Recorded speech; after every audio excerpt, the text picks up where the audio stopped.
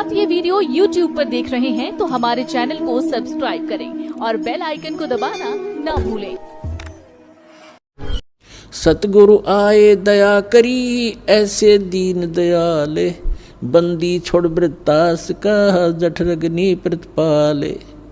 सतगुरु आए दया करी, गरीबदास जी महाराज को जो जिन महापुरुषों का दास ने अभी रेफरेंस दिया है कि जिन पुण्यात्माओं को परमात्मा आकर मिले, जो उनका एक विधान है प्रत्येक युग में, तो उनमें से आदरणीय गरीबदास साहिब जी गांव छुड़ानी जिला झज्जर वाले को विशेष ज्ञान दिया। पहले के महापुरुषों को धर्मदास जी को विशेष ज्ञान दिया था, उसके बाद फिर अन्य महापुरुषों को भी जैसे आदरणीय नानक साहिब जी को भी ज्ञान दिया, और उनका जो विशेष ज्ञान था वो संग्रह नहीं हो सका। एक उनका विशेष ज्ञान था प्राण संगली के अंदर, उसमें बहुत से अध्याय जो यथार्थता से भरे हुए थे वो छोड़ दिए गए और ना गुरु ग्रंथ साहिब में लिए गए। वो कारण भले कुछ भी रहा हो, वो ज्ञान उनको भी सही मिला था, क्योंकि परमात्मा परिचित कराए थे नानक जी को, सतलोक लेकर गए थे, फिर वापस छोड़ा था, लेकिन वो ज्ञान कंप्लीट नहीं मिला। अब गुरु ग्रंथ साहिब को संग्रह करते समय जो पांचवें गुरु अर्जुन देव जी थे, सिख गुरु, उनका दृष्टिकोण ये रहा कि जैसे भाई बाला वाली जन्म साखी में, समुद्र की साखी में एक प्रमाण आता है कि समुद्र बालाजी ने और मर्दाना जी जो उनके साथ विशेष सेवक रहते थे, उन्होंने प्रार्थना की कि हे भगवान हमें श्रीलंका की सैर कराओ। तो उन्होंने कहा आंखें बंद करो, आंखें बंद करके खोली तो समुद्र के किनारे खड़े थे, और फिर कहा नानक साहिब जी ने कि मेरे साथ समुद्र के ऊपर आ जाओ, मेरे पीछे पीछे चल पड़ो। तीनों ऐसे चल पड़े जैसे थल पर चलते हैं, और साथ में ये भी कहा कि तुम वाहे गुरु जपते रहना। और नानक साहिब जी उस सतनाम का जाप कर रहे थे 2 अक्षर का। तो मर्दाना ने सोचा कि गुरु जी तो ये 2 अक्षर का नाम जाप कर रहे हैं, जिसमें एक ओम है, एक तत् सांकेतिक है। तो मर्दाना जी को शंका हुई कि हमने भी गुरु जी जो जप रहे हमने भी जपना चाहिए इस मंत्र को। तो मर्दाना भी वो 2 अक्षर के मंत्र का जाप करने लग गया, तो वो डूबने लग गया, गोते खान लग गया, डूबा डूबा। तब नानक साहिब जी ने देखा और कहा मर्दाना तो ये मेरी नकल मत कर, तेरे को जो मैंने आदेश दिया उसी का जाप कर। तो यहाँ पूरे सिख समाज के उन गुरुओं के हृदय में यह बात समागी कि गुरु नानक देव जी ने इस सतनाम का जो 2 अक्षर का नाम है, इसके जाप करने की सख्त मनाही कर दी। यदि कोई जाप करेगा तो उसको गुरु जी की आज्ञा की अवहेलना हो जाएगी और घना दुख हो जाएगा, जैसे मर्दाना मर जाता, डूब जाता। उन्होंने बचा लिया। तो ये दृष्टिकोण रहा गुरु ग्रंथ साहिब के अंदर जो वाणी संग्रह करते समय, जिनमें ये मंत्र नानक साहिब जी ने प्राण संगली का अर्थ ही होता है, प्राण माने श्वास, श्वास के द्वारा के ऊपर पूरा विवेचन दिया हुआ था।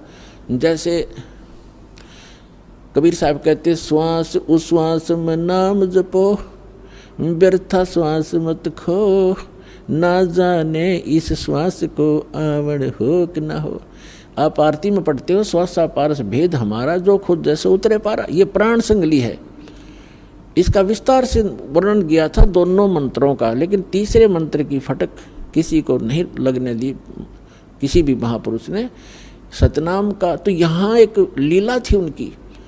जैसे हम भाई बाला वाली जन्म साखी को पढ़ते हैं, उसमें एक बार बालाजी बता रहे हैं कि गुरु नानक देव जी ऊपर गए, जहाँ तख्त के ऊपर, सिंहासन के ऊपर निरंकार बैठा था, और वहाँ नानक देव जी से उन्होंने पूछा कि आपको हमने भेजा था सच्चा ज्ञान प्रचार करने के लिए और सतनाम प्रचार के लिए, तो क्या किया? तो नानक साहिब जी ने कहा कि जहाँ जहाँ आपकी आज्ञा हुई वहाँ वहाँ सतनाम का प्रचार किया, और आगे जहाँ आपकी आज्ञा होगी वहीं करूँगा।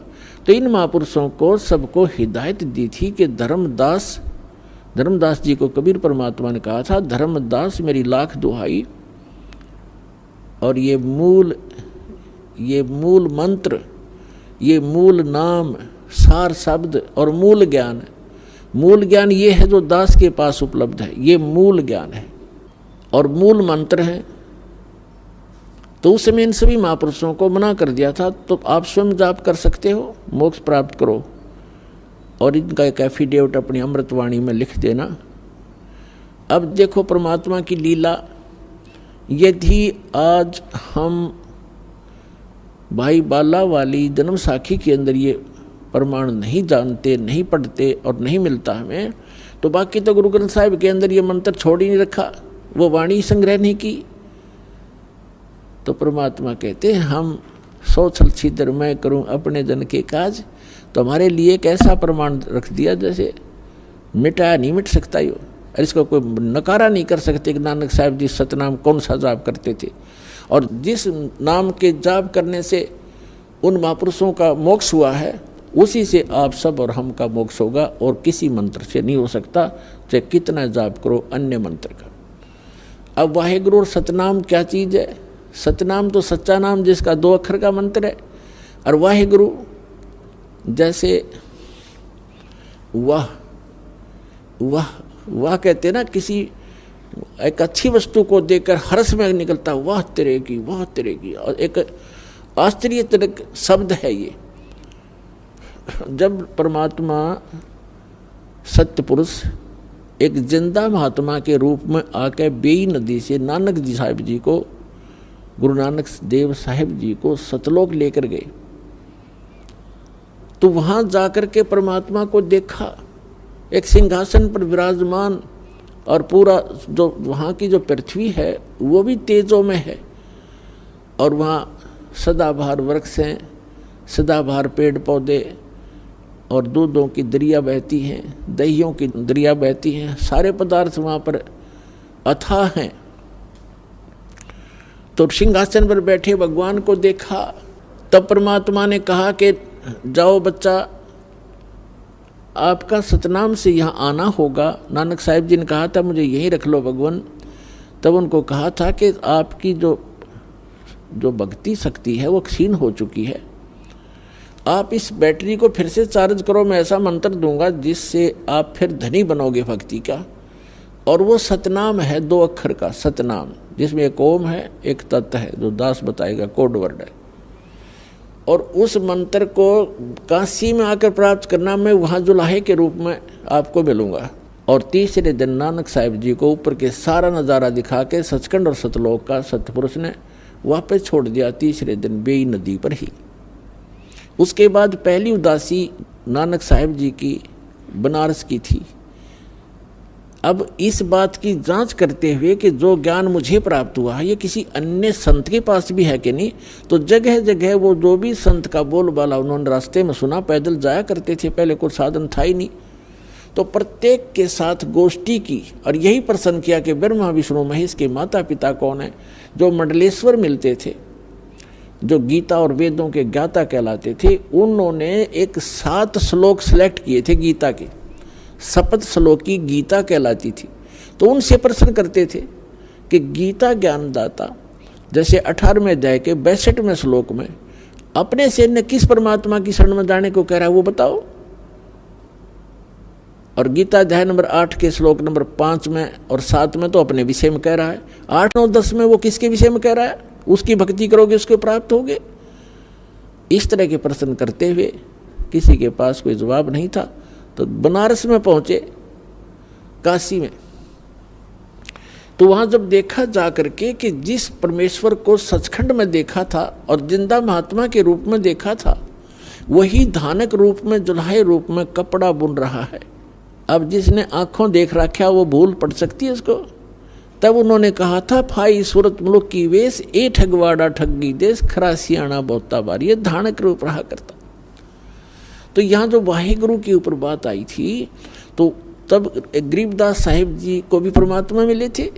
उन्होंने कहा है कि झांकी वेख कबीर की, झांकी वेख कबीर की। झांकी जैसे आप 26 जनवरी पर प्रत्येक प्रांत की झांकी देखते हो, यानी उसके अंदर जो भी डेवलपमेंट और जो भी कोई कार्य है, कोई अच्छे मंदिर हैं, कोई गुरुद्वारे हैं, या कोई अच्छी फैक्ट्री लगा रखी हैं, कोई दरिया बह रही हैं, या कोई अच्छा कोई हॉस्पिटल बना रखा, तो वो सबके मॉडल बनाते हैं और उस पर रख देते हैं।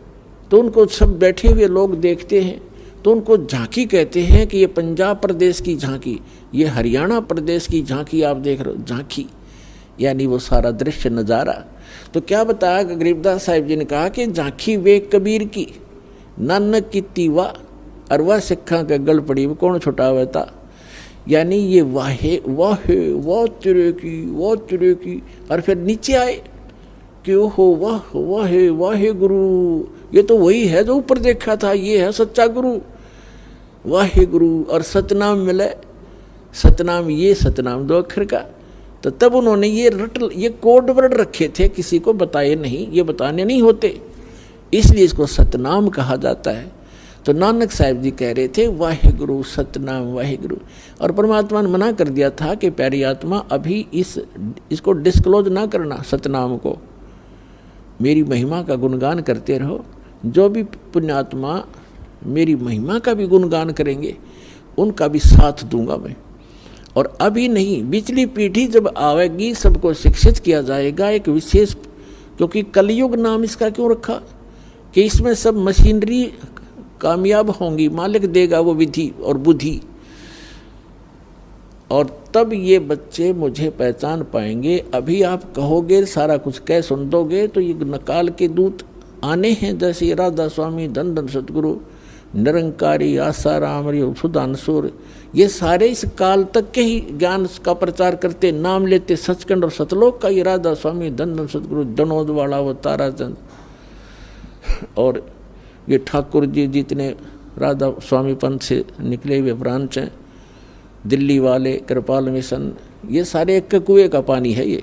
और ये जय गुरुदेव मथुरा वाला, ये सारे काल के चलाए पंथ से, इनके पास कख भी नहीं, ज्ञान नहीं, और 5 नाम काल के जाप करते, ये मंत्र नहीं, सतनाम का इनको कह का भी पता नहीं।